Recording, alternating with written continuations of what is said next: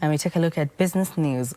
Food and Agriculture Organization is calling for policy reform to mainstream women in the food and nutrition systems. Food and Agriculture Organization Senior Statistician Chiara Brunelli says the key policy intervention and includes expanding credit access will ensure women who constitute a majority of the agricultural labor force are empowered.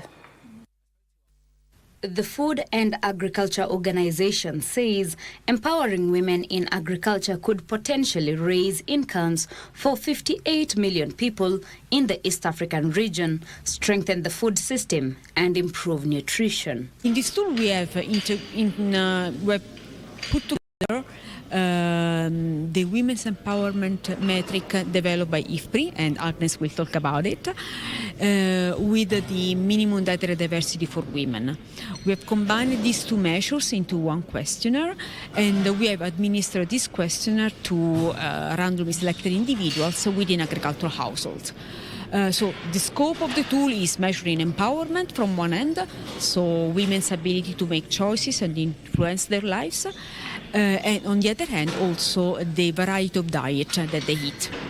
The Food and Agriculture Organization is proposing policies and deliberate interventions to empower women access credit that has less attachment to collateral.